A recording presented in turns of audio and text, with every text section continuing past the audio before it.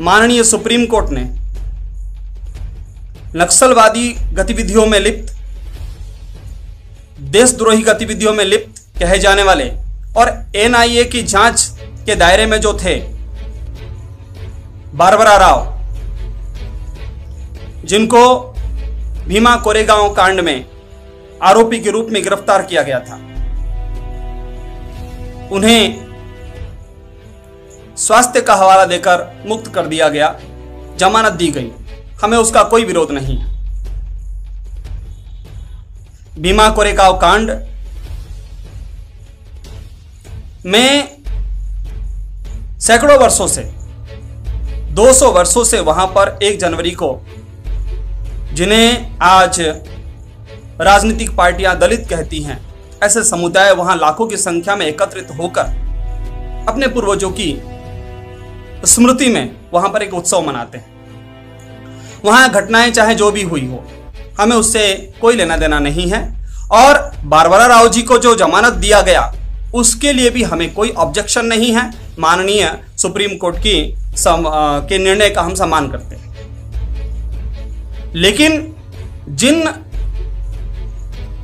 परिस्थितियों के आधार पर उन्हें बेल दिया गया, क्या वही की वही परिस्थितियां परम पूज्य संत श्री आसाराम जी बापू के ऊपर लागू नहीं होती है? अगर बारबरा राव जी को स्वास्थ्य के आधार पर बेल दिया जा सकता है, जिनके ऊपर एनआईए का शिकंजा कसा हुआ है, एनआईए के सॉलिसिटर जनरल कह रहे हैं कि इनके ऊपर देशद्रोही गतिविधियों के आधार पर इनके ऊपर कार्रवाई हो रही है, इन्हें जमानत देना खतरे से खाली नहीं। ये एनआईए का स्टेटमेंट है, एनआईए के द्वारा जो दलील दी गई, लेकिन उस दलील को भी स्वीकारा नहीं गया सुप्रीम कोर्ट के द्वारा और उनको बेल दी गई। हमें कोई आपत्ति नहीं है। लेकिन परम पूज्य संत श्री आसाराम जी बापू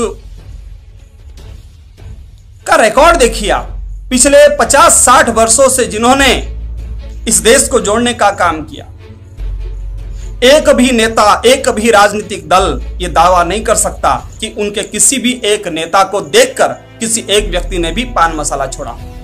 चाहे आज माननीय प्रधानमंत्री महोदय हो, चाहे गृह मंत्री महोदय हो, वो भी ये दावा नहीं कर सकते कि उनका कोई स्पीच सुनकर किसी ने व्यसन छोड़ दिया। मुझे ऐसा लगता है सरकारी लेवल पर करोड़ों करोड़ों की तख्तियां लगाई जाती है व्यसन छोड़ो अभियान के तहत, लेकिन कितने लोग व्यसन छोड़ते हैं सरकार जानती है। कितने लोग मांस छोड़ते हैं सरकार जानती है। कितने लोग संयम का रास्ता लेते हैं सरकार जानती है। कितने लोग इनकी बातों को स्वीकार करके राष्ट्र की सेवा के लिए, सनातन संस्कृति की सेवा के लिए आगे आते हैं, सरकारें जानती हैं। हम ऐसा नहीं कहते हैं कि इनके द्वारा कार्य नहीं हो रहा है, होता होगा, लेकिन अगर हम तुलनात्मक दृष्टि से देखें, सलमान खान को 24 घंटे के अंदर बेल मिल जाता है। लोगों के ऊपर गाड़ी चढ़ाकर हत्या करने के बावजूद काला हिरन चिल्ला चिल्ला कर कहता है कि नहीं नहीं, सलमान खान ने मेरी हत्या नहीं की थी, मैं स्वयं आत्महत्या किया था, मैं उसके बंदूक के सामने आ गया था, उसने मुझे गोली नहीं मारी थी। ऐसे लोगों को बेल दे दिया जाता है तो प्रश्न उठता है। प्रश्न उठना स्वाभाविक है। भारत की न्याय व्यवस्था के ऊपर प्रश्न उठना स्वाभाविक है। सुप्रीम कोर्ट के वकील अश्विनी उपाध्याय जी चिल्ला चिल्ला कर कह रहे हैं कि भारत की कानूनों को बदलो, इन कानूनों के तहत लाखों लाखों निरपराधी जेल में सड़ रहे हैं, उन्हें मुक्त करो। लेकिन सरकार के कान में जूं नहीं रेंग रही है। अगर मानवता के आधार पर, स्वास्थ्य के आधार पर 82 साल के बारबरा राव जी को बेल दिया गया, मैं जी लगा रहा हूं, क्योंकि हमें परम पूज्य बापू जी ने सबका सम्मान करना सिखाया है। एक बात आपको और कह दूं, जिन्हें दलित, पिछड़ा, आदिवासी समझती है राजनीतिक पार्टियां, परम पूज्य बापू जी की दृष्टि में अगर आप देखें, बापू जी के करोड़ों करोड़ों साधक इस देश में रह रहे हैं, पूरे विश्व में रह रहे हैं। कभी आप उनको पूछिएगा परस्पर में कोई भेदभाव है? कभी नहीं। उनके अंदर जातिवाद भेदभाव कुछ नहीं। परम पूज्य बापू जी के लाखों लाखों दलित कहने जाने वाले साधक, आदिवासी कहने जाने वाले साधक सरकारी रिकॉर्ड के हिसाब से, लेकिन बापूजी ने उनको कभी कोई दलित शब्द का उपयोग नहीं किया, कभी आदिवासी शब्द का उपयोग नहीं किया। उनको बापूजी ने अपना हृदय का टुकड़ा समझा है। बापूजी ने सदैव कहा है कि ममई वांसो जीवलोके जीवभूतः सनातनः, ये सारे के सारे लोग मेरे हैं। और सबको बापू ने स्वीकार किया है, सबको मंत्र दीक्षा दी है, एक समान एक साथ बैठाकर भोजन कराया है। उनके भीतर जातिवाद का जहर नहीं खोला, जैसा कि नेता लोग घोलकर अपनी सत्ता बचाते हैं। बापूजी ने पूरे देश को एक किया है। बापूजी ने सनातन धर्म को एक किया है। जो लोग आज करोड़ों की संख्या में मांस, मदिरा, पान मसाला, गुटखा, असंयम का शिकार होकर करोड़ों युवा जो आज दिग्भ्रमित हो रहे थे, उनको बापूजी ने संगठित किया। बापूजी ने उसको संस्कार दिए, संयम दिया, सदाचार दिया और सबके अंदर भाईचारा का निर्माण किया। जाति क्या होता है? जिनको राज सत्ता का मोह हो वो लोग जातिवाद के झगड़े कराते हैं, ये जग जाहिर बात है। और उस जातिवाद के बंधन को बापूजी ने तोड़ दिया। बापूजी ने सभी धर्मों के, सभी जातियों के लोगों को स्वीकार किया। आप विचार करिए, जिन्हें आप दलित शब्द का उपयोग करते हैं वो दलित नहीं है, बापूजी की दृष्टि में वो परमात्मा के अंश है। अगर वो सारे दलित जो बापूजी से जुड़े हुए हैं लाखों की तादाद में, अगर वो आपके खिलाफ में खड़े हो जाएं तो आपके कुर्सी में आग लग सकता है। आज जिन्हें आप आदिवासी कहते हैं, देश के लाखों लाखों आदिवासी साधक भाई अगर एकजुट हो जाएं तो आपकी सत्ताओं को उखाड़ के फेंकने में ज्यादा समय नहीं लगेगा। जो जातिवाद का जहर आप लोगों ने फैलाया है, वो जातिवाद के जहर को बापूजी ने अमृत का, अपने सत्संग के अमृत का सिंचन करके उन सारे जाति के बंधनों को तोड़कर लोगों को भारत के लिए जीना सिखाया है, सनातन धर्म के साथ जोड़ा है। आप ऐसे लोगों को, बापू जैसे महात्माओं को, ब्रह्मज्ञानी संत को, जिन्होंने मानवता के लिए इतना बड़ा कार्य किया हुआ है, ऐसे लोगों के जीवन को आप क्यों समाप्त करने के लिए पीछे पड़े हैं? याद रखिएगा, रावण के राज में भी बहुत बड़ा विकास था, सोने की लंका थी। आप अपने जीवन काल में यह नहीं कर पाएंगे। कंस के जीवन काल में भी उसके अहंकार की कोई सीमा नहीं थी। ये स्वयं को तो बड़े स्वतंत्र तो समझते थे, स्वयं को स्वतंत्र समझने के बावजूद वो सबसे बड़े गुलाम थे, क्योंकि वो मन को नहीं जीत पाए थे। परम पूज्य बापूजी ने करोड़ों करोड़ों साधकों के अंदर मन को जीतने की कला का विकास किया है। इसलिए वास्तविक स्वतंत्रता दिवस यदि आपको मनाना हो तो परम पूज्य संत श्री आसाराम जी बापू को मुक्त करिए, उनसे द्वेष न करिए।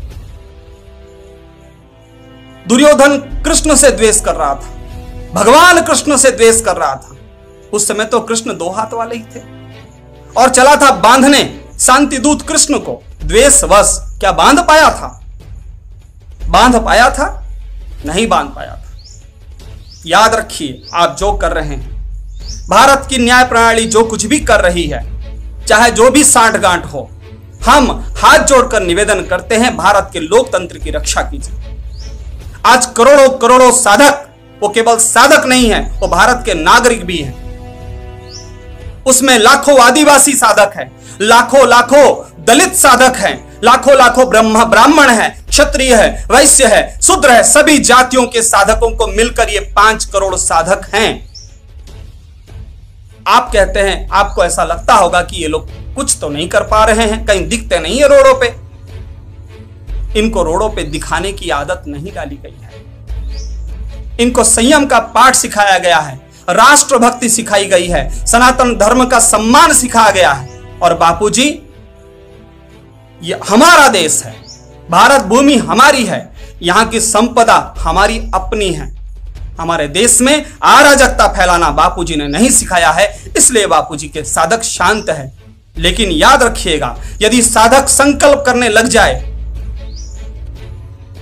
जो उन्हें परम पूज्य बापूजी के द्वारा मंत्र दीक्षा में मिला है, वो मंत्र को उपयोग करने लग जाए, केवल कुछ प्राणायाम करके, तो आप देखिएगा तख्ताएं बदलने में, सत्ताओं को बदलने में देर नहीं लगेगी।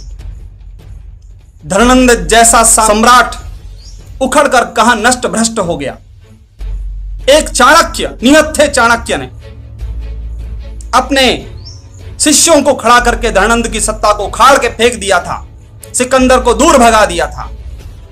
ऐसे ही आपकी सत्ताएं यदि केवल अहंकार के बस होकर केवल एक राजनीतिक द्वेष का शिकार बना रहे हैं परम पूज्य बापूजी को, तो आप देखिएगा आपकी कुर्सी तो केवल 5 साल के लिए, मैं विनम्रता पूर्वक अनुरोध करता हूं, आप यशस्वी हो। परम पूज्य बापूजी के आशीर्वाद से आप प्रधानमंत्री हुए हैं। बताइए ऐसा कोई महात्मा है कि केवल ललकार दे कि मैं आपको प्रधानमंत्री देखना चाहता हूं और वो व्यक्ति प्रधानमंत्री बन जाए? कोई साधारण सी बात है?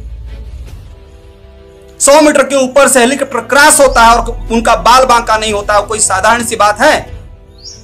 सारी राजनीतिक पार्टियां मिलकर भी, पैसे देकर भी ऐसी इतनी पब्लिक नहीं इकट्ठी कर सकती जितना कि परम पूज्य बापूजी के दर्शन के लिए लोग अपने स्वयं के खर्चे से लोग इकट्ठे हो जाते हैं। कोई साधारण व्यक्ति होगा?